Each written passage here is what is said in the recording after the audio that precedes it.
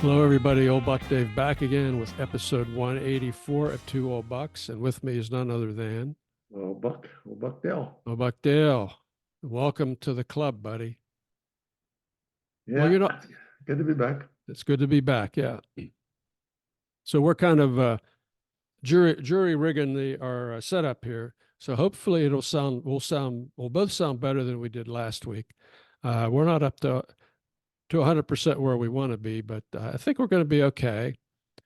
Speaking of 100%, I just came back from Nashville after spending a week there, and I brought something back with me that you probably don't want though. It's a cold, so if I sound a little bit like I have a cold, it's because I have a cold. So sorry about that.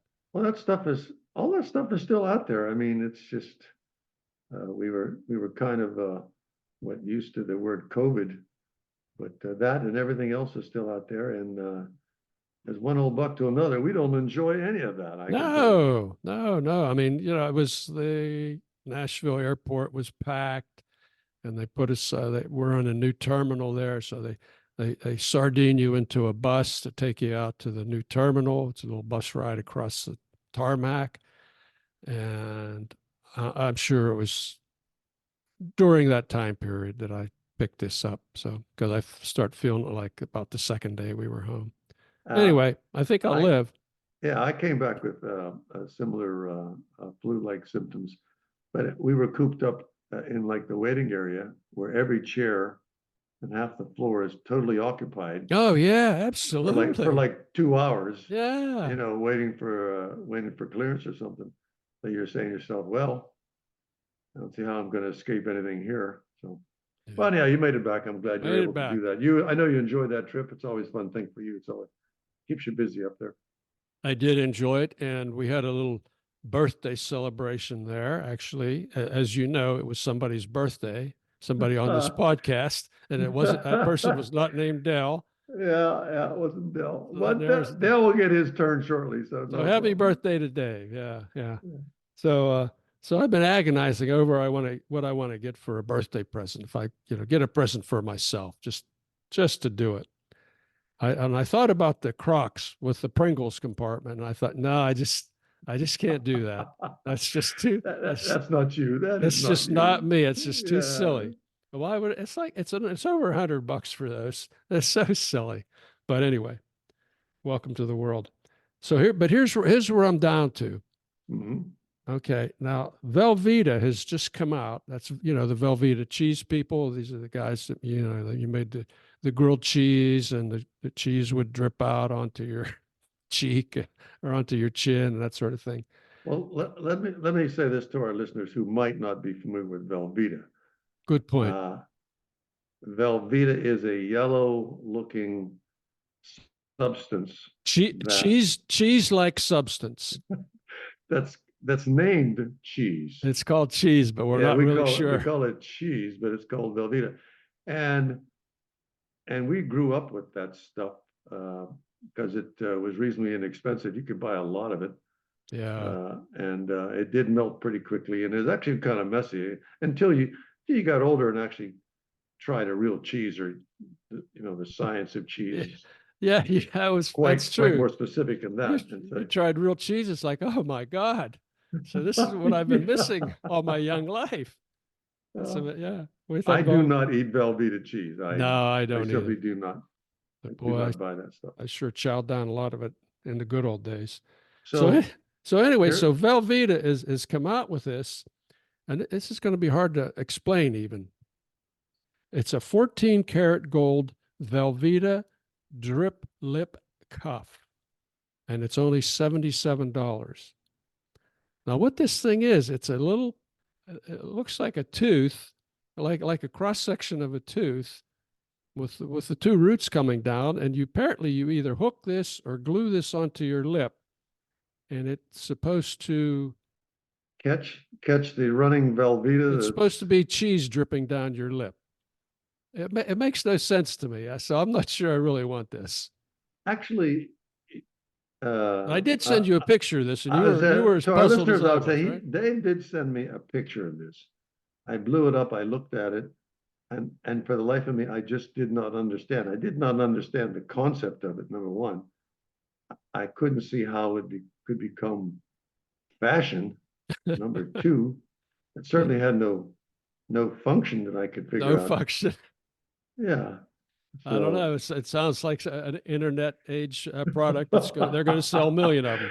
I just why don't you just get a little diamond, stick it on your nose or something. Yeah, I'll try to put Get some earrings or something, something simple. yeah, I'll try to put a picture of this in the show notes if I can, because it's just bizarre. It's like, what? Now, to our listeners, Dave, I would say go ahead and down or take a look at that. And if you have any idea, if you can figure out, we welcome anybody that can tell me what that could possibly be for, other than just a decorative piece of metal hanging on your lip. Absolutely. Yeah, it's pretty bizarre.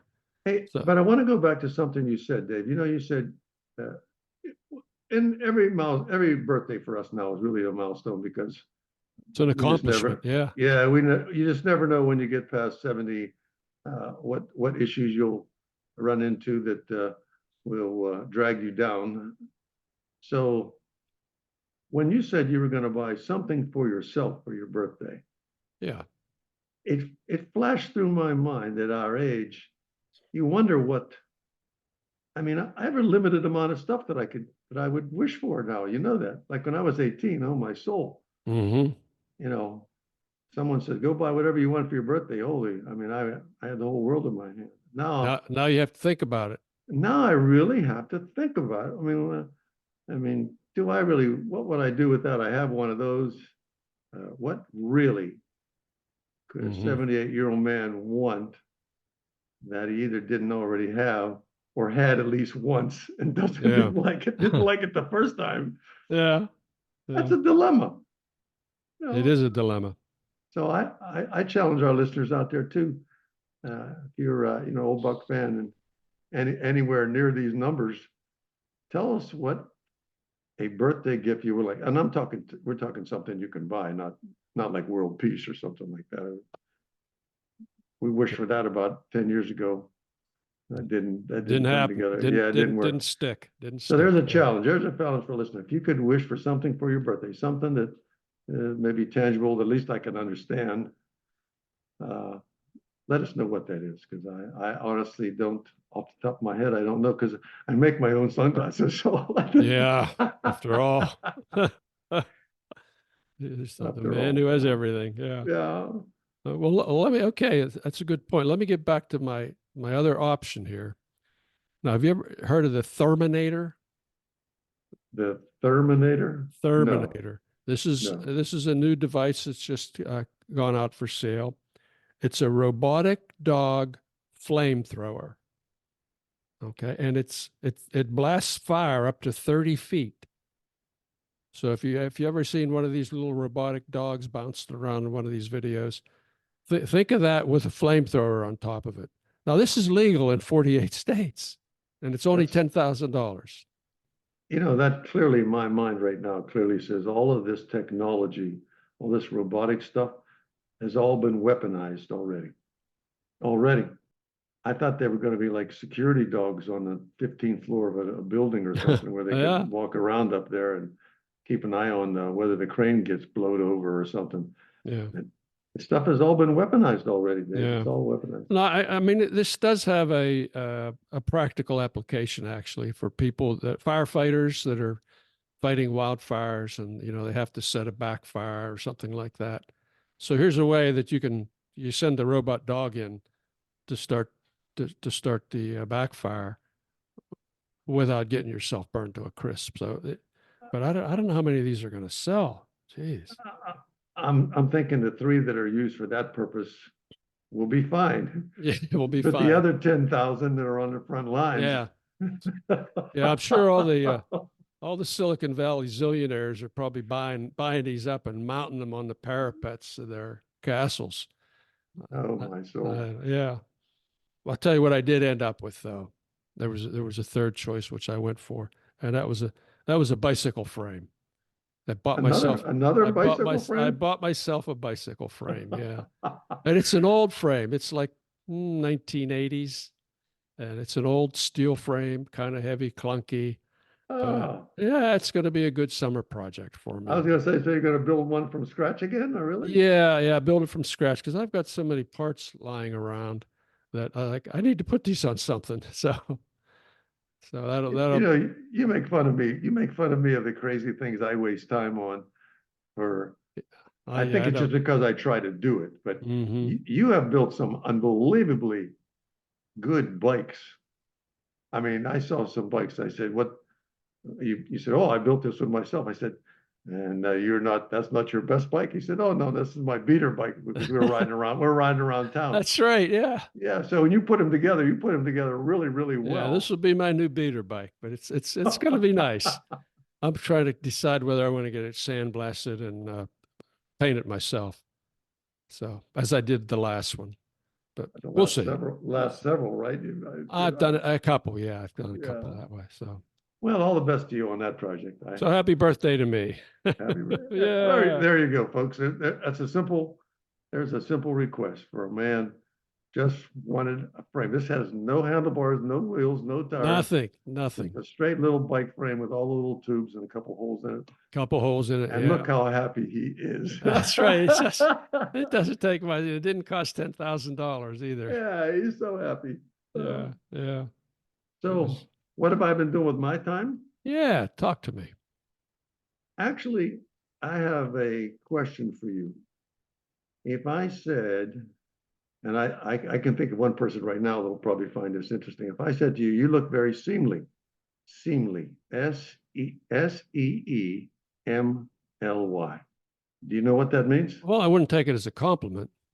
No, that's an interesting, then you want to look that up because the word, I didn't know what it was.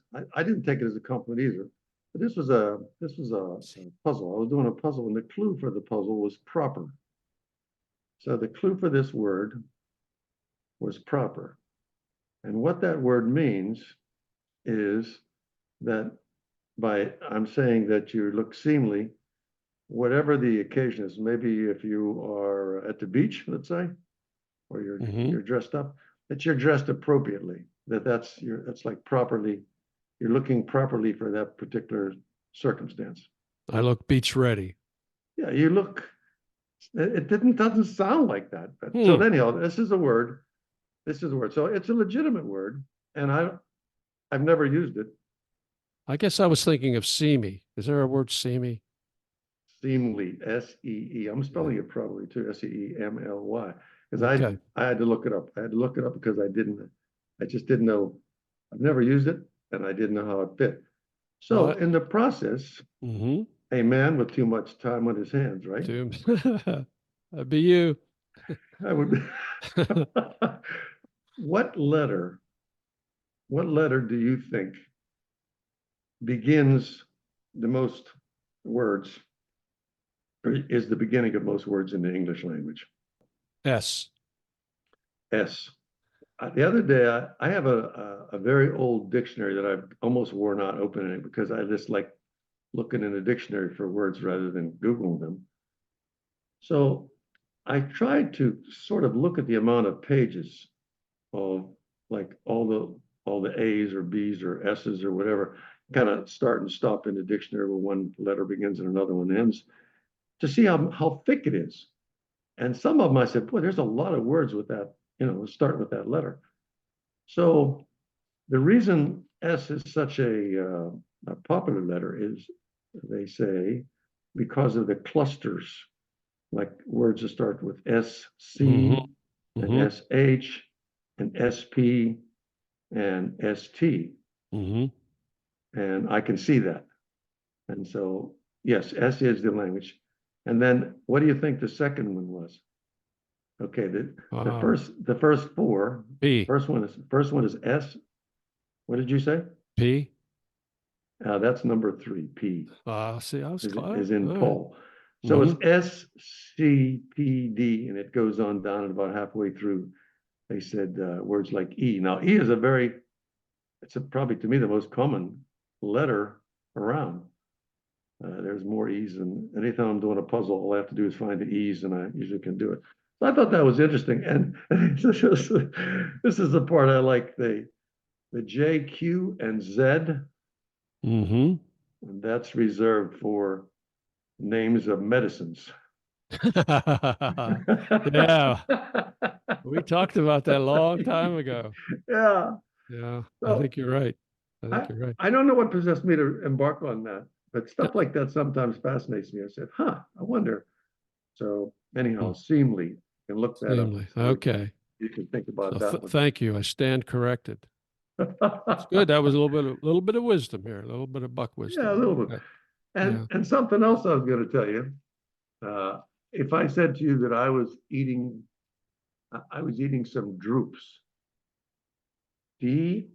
DRUPES, Droops. droops. In Is fact, that I was eating quite a few of is them. that solidified drops of Velveeta cheese that hit the counter or No, that's pronounced drops. They're called droops. droops? No Yeah. idea. You're stumping me today, buddy. I'm stumping you because, first of all, uh, it's the seed of the fruit of the cashew tree. Wow. Getting obscure here. The cashew tree has like an apple-like fruit, and the bottom of each fruit is one seed, and this seed is encased in a shell, and it has to be properly prepared because the shell is sort of toxic. And Okay. and I eat these droops by the handful all the time. I love these. I love cashew nuts, but they're not really a nut. A cashew is actually a seed, Okay.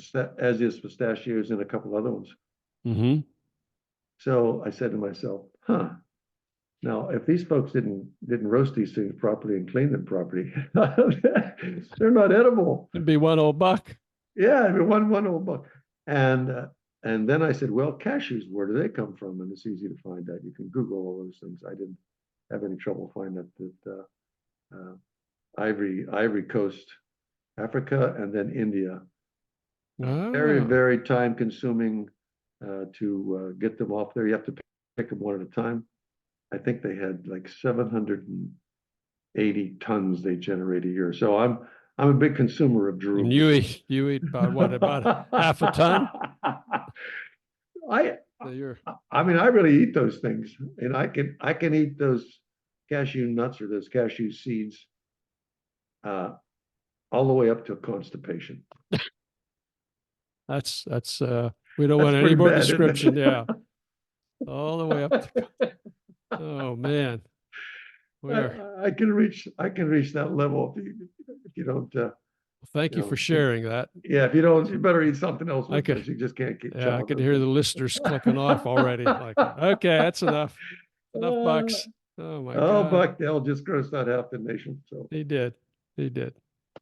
So so that's my two uh, minimally occupied diversions there. I didn't do too much else. Otherwise, I've been a pretty good boy. I've been well, staying out of the sun and uh, riding my bike to my doctor's appointments to prove that I rode my bike to my cardiologist just to prove that my heart was still working. oh man. Ah, so other than Hey, that, I've been behaving. I got some other good news. Okay. Of course, you remember Bridie Thielen Heidel, who Yes. we interviewed a while back, and Mhm. recently, I think last week or the week before, posted that her book is now available for pre-order. That's Bright Eyes. And we did got a couple notes from a couple listeners say, "Hey, great! I ordered the book. I pre-ordered the book, so that's wonderful." She just sent me a note. She said on Amazon now. This is just and it's just pre-orders. Okay. She says it is number one in the category dysfunctional families. So she kind of like, ew, but that's a category. And it's also number one in educator bios. So hats off to Wow. Bridie. She's kicking butt here. She's doing everything right, it seems. So we Isn't wish that her fantastic? we wish her lots of success. Yeah, it is fantastic. And while we're speaking of authors, there's another author I want to talk up a little bit. This author is Emmett North, and I read a short story of Emmett's, and led a discussion on it in my short story discussion group, and it was called Deformation Catalog. It's one chapter in Emmett's book that is coming out very shortly. Also, it's in pre-order. I just got a note from Emmett if I wanted to pre-order it, which I did. I pre-ordered that one also. The book is called In Universes, and it has to do. Each chapter has to do with what if the universe were just a little bit different than what it is. The blurb on it says some of them are pretty straightforward, like Deformation Catalog. Some of them are pretty weird with talking animals and that sort of thing. So I really look forward to getting it. So wishing best of luck to Emmett North also. And I hope we can get Emmett on the podcast someday, because I think it'd be a great discussion. It's science fiction-ish, okay? So, but it's Emmett is a physicist. No longer. Emmett's now an author, but anyway. Speaking of books, did you happen to see the movie Killers of the Flower Moon, or read the book? I saw the movie, did not read the book. Yeah. Okay. Why do you ask? Well, because I found a copy in our local library of Killers of the Flower Moon, and I was kind of thinking it was, kind of written like a historic novel kind of thing. Yeah, I didn't find that to be the case at all. It was actually a real sort of an account of all the stuff that was going on at the time. Mm-hmm. And it's really quite fascinating. I'm beginning to think that the book would have probably been much more enlightening than the movie. I would imagine. Hey, because it was just, I mean, that's the kind of stuff it's the kind of stuff that makes me want to stay up past 10 o'clock. into the danger zone, the forbidden zone. Yeah. Stay up past 10 o'clock at night to read it. So anyhow, I'll let you know that I do like it, and I'm not inclined to look for the movie. The book itself is really, really quite interesting. Mm-hmm. Yeah. What an incredible situation that stuff always makes me feel bad that yeah. ever happened. Hey, speaking of books and movies, a gentleman in Moscow is now playing on Showtime. I think it's going to be 8 episodes, and I think I've seen the first 3, because they drop a new episode every week. It's not like they dump the whole series at once. But I find it interesting. It's kind of like reminiscing and seeing the actual, well, it's a set, but it's, the Metropole Hotel, recreated in Hollywood, of course. And Ewan McGregor plays the Count Rostov. And it's kind of like seeing an old friend again. Now, the movie obviously is the series is different than the book in some respects. There's some relationships and subplots that it expands upon, others it kind of doesn't touch on at all. So again, the book's better, but it's kind of nice to watch this and reminisce about the well, we Moscow. thoroughly enjoyed that story. But in a case like this, Dave, I think that if you hadn't read the book, I recommend watching the story. Yeah. You know what I mean? It's one of those things where the author, that was his original ideas. He put this thing together, and we enjoyed it firsthand, word for word. But if somebody puts it in the screen version, to get the effect they want, and you haven't read the book, I bet you would enjoy it. It just was just a good storyline. So anyhow, I don't have Showtime, but anybody that does, I'd say watch it.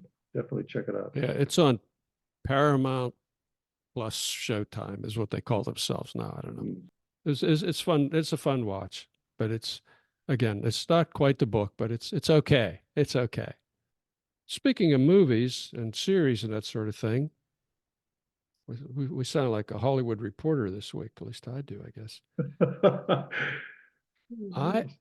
A bit like Siskel and Ebert here. Siskel and Ebert, yeah. I would like to report on a win and a lose. How's that? A win and a lose. Yeah. Of a movie. I just finished watching season 4, which was the last season of Killing Eve, which is I think it's on well, it used to be on Hulu. It used to be on Hulu, and it's on Netflix now. Netflix brought it back. Again, it's Sandra Oh and Jodie Comer are the two main characters here. Sandra Oh is a British MI5 agent, and Jodie Comer plays a Russian assassin, and they have this kind of obsession, entangled relationship. Season 1 was just really outstanding. I warn you, it's very graphic. Lots of people get killed in this. She is an assassin after all. But I watched the first 2 seasons, and then I missed the rest. So I recently went back and I watched season 3, which was okay. Season 4, unfortunately, was just terrible, just terrible. And it turns out they've had a different writer running the show for each of the seasons. So that's my lose actually, is the season 4 of Killing Eve. As much as I like the characters, it was just really disjointed, and it's like it was almost slapstick. Like, oh, let's do this. Which brings me to my win. Okay, now this is a series that I just watched. It's just out only maybe like 2 weeks ago, and I watched a lot of this. I guess in Nashville, in bed at night after the boys went to bed. It's called Baby Reindeer. All right. It's about a struggling comedian slash bartender meets a woman, comes into the bar. This woman becomes obsessed with him and ends up stalking him. And then there's a flashback, and it shows some other issues he had prior in his life. Now, this is a true story, and it's written by the person by Richard Gadd, who is the actor here. He's the male actor, and it's a true story of his life, of a couple of years of his life. He wrote it and he really lived it. Now this is really really dark. Okay, I'm warning anybody before they want to watch this. Very dark, but it's Richard Gadd and Jessica Gunning plays the female lead. You sure that isn't Clint Eastwood and Play Misty for me? It's well, it's a similar idea actually, except this really happened. This really happened. It's pretty spooky. I would say if you like very dark stuff, watch it. It's a true story. It'll open your eyes, or maybe you'll close your eyes. Baby Reindeer on Netflix. Well, the title isn't giving anything away, that's for sure. No, it isn't. No, it isn't. That's one of the names that the woman gives the guy. She calls him her baby reindeer, among other things. Well, when we give these reviews and thoughts, we of course, in our position is our experts. We're That's us. professionals. We're professionals. We are professionals. Yeah, It is like, not my monkey. I Yeah. think people can relate to that. We believe what we like is a good thing, like if we like it, I think it's a good. Yeah. You know what else is a good thing? What? I just read that Voyager 1, if you remember 5 months ago, Voyager 1 kind of went dark Yeah. after being out there, 15 billion with a B miles away. The NASA engineers have just received some decipherable data from Voyager 1 after fixing the communication problem that existed aboard humanity's most distant spacecraft. So I think that's, again, hats off to the engineers at NASA who figured this out. And a single chip went bad in Voyager, and they figure out a way to apportion the information, a little piece of the information, onto a bunch of other chips, and had them all working together. So again, it was a win-win story. That's Is off. is it possible that Voyager 1 has been intercepted and captured by an intelligent,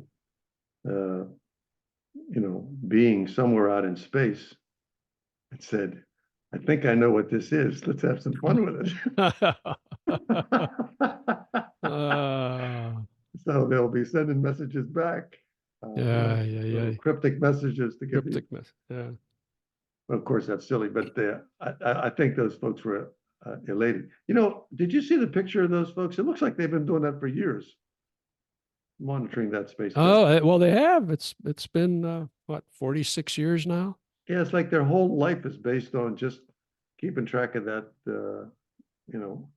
what that thing sends back or what it communicating it with it. So, yeah. I mean, it's all old technology, and pretty soon those people are all going to be retired. And then it'll just go on by itself, I suppose. It'll just go. Yeah, it's just going to keep going. It's just whether or not it's going to talk to us. All the best to the boys that live their life, keeping track of the spacecrafts. The boys and the gals. And the gals. Yeah, don't forget the gals. Yeah. I've just got one little piece of cleanup to do here. We had a little rousing discussion last time about the situation in Florida. If you recall. Oh, yes. Yes, I'm glad you brought that up. A couple readers sent a note in saying, the colleges are a lot crazier than you think, or a lot more liberal than you think. I'm not doubting that. The point that I made was teaching communist colleges, teaching communism in colleges. I don't think there's a whole lot of that. I mean, there might be teachers that feel that way and, talking to their students about that. But again, I am not a fan of communism. It's a bad thing. It's been proven to be bad. Another thing, VV1 said, the class you were thinking of was POD, Problems of Democracy. Remember that, POD? That's the class where we learned about our form of government and other forms of government. And it's interesting that it was called Problems of Democracy, indicating that maybe we're not perfect, which we aren't, but we do okay. I was thinking when you said that, I was thinking we had mentioned the irony of teaching communism, yet they didn't have the ability to fund those who are actually trying to fight against the communist takeover. And a week later, they got their money, or got some money lined up for them. So I guess that some very important people were listening to the old bucks and went ahead and. Well, our listeners are all important people. That's right. Don't you forget it. And they funded that, so we shall see. On that bright note, let me say I'm happy that we got our mics together, Dave. I think looking at my clock, I think we've probably we're into overtime. I don't know. Maybe we ran a few minutes over, but we're always happy to talk to one another. We're glad to share what we think with other people. So I'm going to say it's time to go, and this is Old Buck Dale saying thank you for listening, and we'll talk to you next time. Okay, this is Old Buck Dave saying the same thing. Talk to you next time, folks, when we're coming at you with 185. Take care. Bye-bye.